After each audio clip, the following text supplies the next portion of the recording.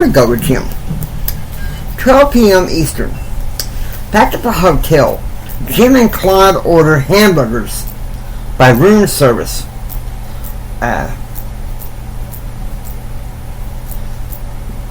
Jim planned to take a swim in the Hilton swimming pool before reporting to the restaurant. 11 a.m. At the ranch, JR arrives and is greeted warmly by his grandmother. "I made you a warm ham and cheese sandwich with mustard potato salad. Now, JR, for your dad's sake, please try it." 12:30 p.m. Eastern. In Concord, Jim is angry at the hotel room service and tells the manager they may pick something else next time they go to Concord. The manager discounted the whole amount from the meal and added a $20 credit for the room service bill. At 12:10 Central, JR is upstairs in his room listening to Andrew House. Is the Clinton's healthcare program going to cost more than the problem itself? House said, "We sure better. We sure don't need the government telling us that we can't drink a Coke, and we can't have our pizza, and we can't have our pasta. We don't need the Clinton Health Food Police involved," House said. He lies back on his bed, listening to the radio, waiting for the dinner time that he is having with Dave and Kim. 2:20 p.m. Eastern. Jim goes downstairs to the indoor hotel pool at the Garden Hilton. They ran into a hospitalist who heard his lecture hall keynote, and she was mesmerized with him. Little did they know that this would turn into an amazing night for Jim. 1:45 p.m. Central. Gerald calls Jim Bob Horton, laying into him for hanging out with Brad tonight. Jim Bob says that he'll make it up to them tomorrow for lunch if he and Ken go to the NFB meeting. JR is now listening to Rush Limbaugh. Meanwhile, downstairs, Betsy is watching a talk show, the same celebrity talk show Elizabeth was watching during her chemotherapy treatment. 2:45 p.m. Eastern. In Miami, Connor is called to rescue 3 passengers on a stranded ship some 180 miles off the coast. He rushes on board with the medical staff and the captain. The chopper takes off towards the wreckage. He hasn't been able to spend much time with Madison or their 2 children. He's relieved that his training is over for today.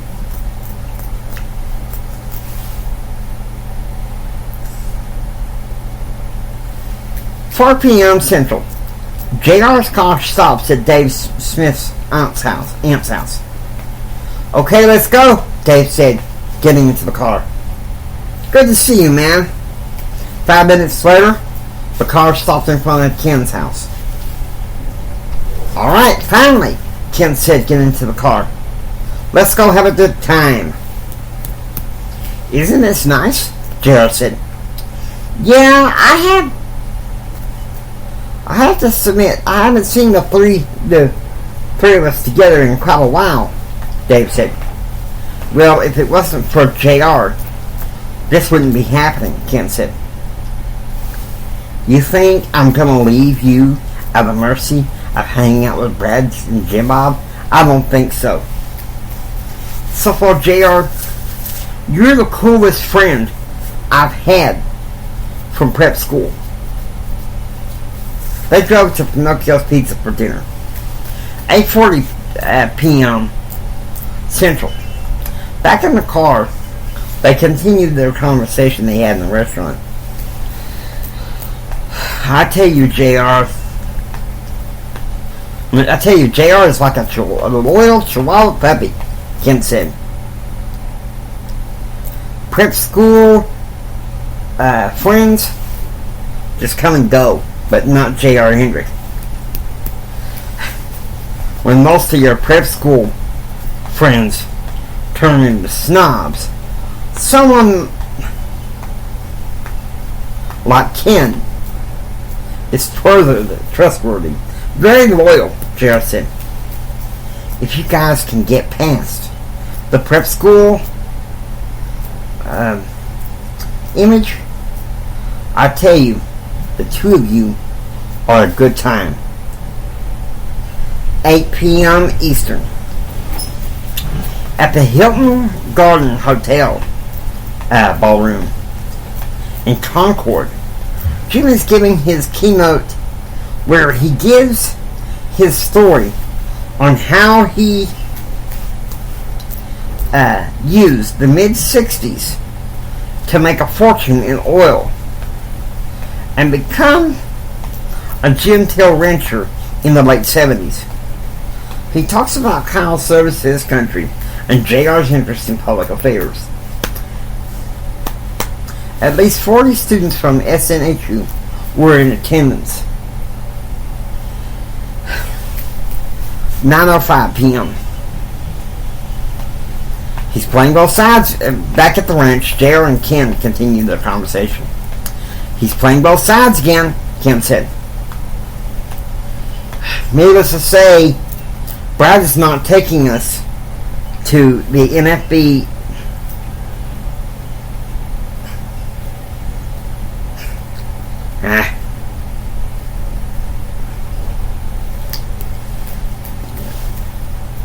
Brad is not taking us to the NFB walkathon. Boycott the walkathon then, Ken said.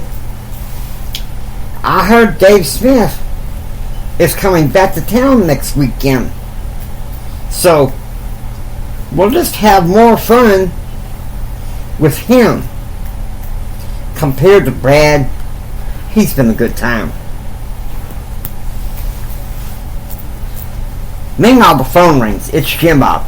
He apologizes to JR for not inviting him and Ken over, and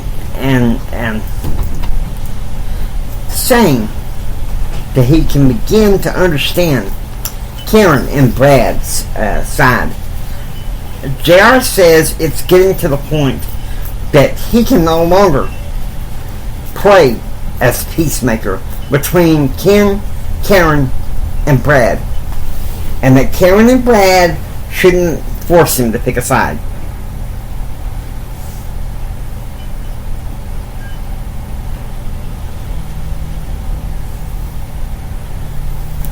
October 9th,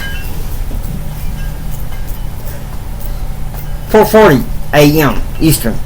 Jim Hendrick is in the hotel lobby drinking coffee, helping some healthcare executives negotiate past an impasse they had all night over an insurance question. 6:10 a.m. Eastern. Jim and Claude are having breakfast in the hotel restaurant. Scrambled eggs, biscuits with gravy, and coffee black.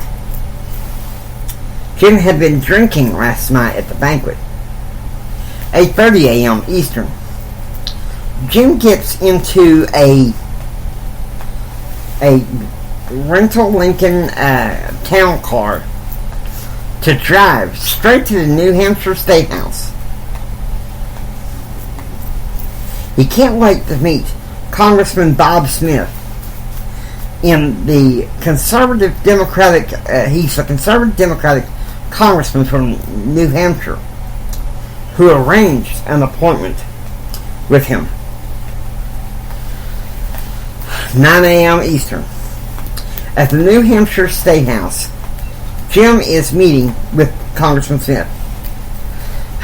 I appreciate you come here. Come after a week away in Washington. My congressional office would be a madhouse. About my appointment, Congressman, Jim said, I know you want it. And the good news is I know Joe LaFalce. We served together on the House Ways and Means Committee. Jim voted up. But when I see a congressman, when I see congressman, I have something that can put me at an advantage. Joe prefers to work with President Clinton, not with Al Gore in his committees. He slashed peripheral budgets, except for those in public affairs appointments, Smith said. I've been working for 6 months on some manufacturing legislation. It passes, and hopes it will pass the New Hampshire House. This week I learned the New Hampshire Senate refused to admit the bill. You know, Hendrick, you're a sound man. Let me give you some advice. Don't expect to go from the business world to Congress. You might let your constituents down.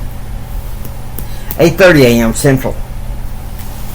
Jerry and Ken head downstairs for breakfast, which is cinnamon rolls. Well, I got swimming practice sometime this morning. And then we're off to the meeting, J.R. said. If that awful Jim Bob Horton doesn't cancel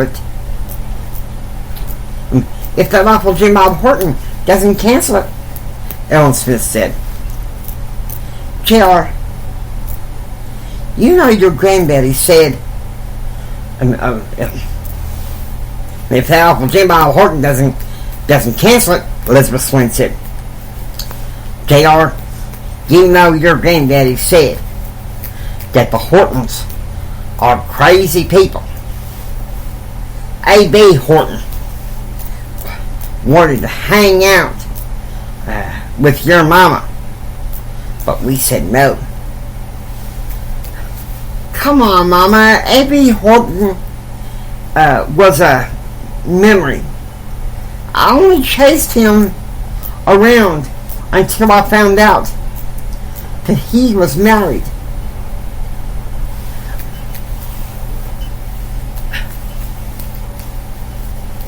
And Jim Bob's mother, Dana, everybody knows that she was like a super creep.